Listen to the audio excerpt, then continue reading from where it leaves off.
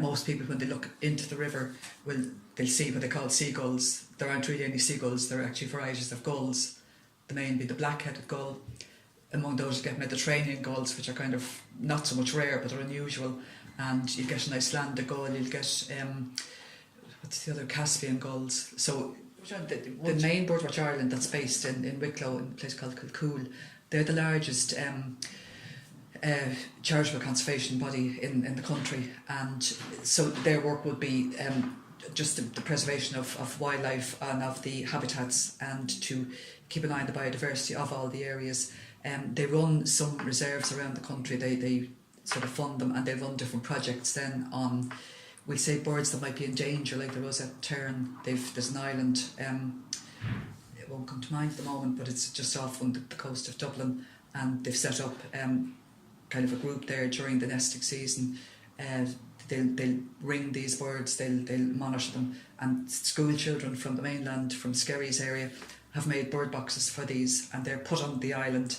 These roseate terns hadn't been nesting here for quite many number of years, so they're back now, and that's monitored by, say, a group during the summer.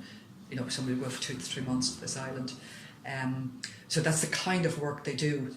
We try and keep an eye out. We receive reports of any breaches of that, and we report to the council or the National Parks and Wildlife, because if there's burning or cutting at the wrong time of the year, especially when birds are nesting, that's going to destroy, you know, the future of those kind of birds. And people might say, it's only one bush or whatever we're cutting, but as you know, the whole of wildlife across the world have been reduced by 60%.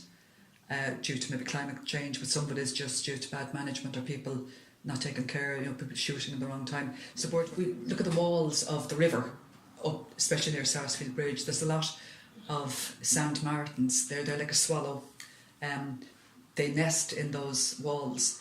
Now, if they're maintained too much, if say the council or whoever's in charge of those fill those, you know, like you might a wall that's becoming a little bit decrepit, if they're filled, these nesting areas will be gone for the birds. So we make the council aware. We do surveys and we make the council aware of these areas that, you know, where the birds will nest. So now you talk, there's awareness that you don't do that. So that's a problem overcome. But it's just that somebody's looking at these walls and say, oh gosh, there's nests there. Make sure nothing happens. That, you know, that they're not interfered with too much. We actually run talks every month for about 6 months. We get a small grant from the county council to do this. And so it's really to make people aware of what's involved in nature and what is out there, because as you know yourself, you go outside your front door every morning, you know, there could be birds around, people don't even see them, and they put everything down to a rook or a crow. So this gentleman, Jim, he will be talking about the birds that are around the countryside, the background to them. We'll have a bit of music.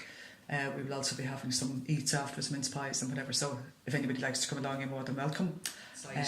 Every county almost has a branch like ourselves, you know, which is a voluntary group, and we organise these outings. So if people weren't too sure about something, no, they can come along, and they're going to learn something. They're going to learn there's a lot of life there, where they think they're looking just at an empty space. There will be birds moving, so it's quite an interesting area there.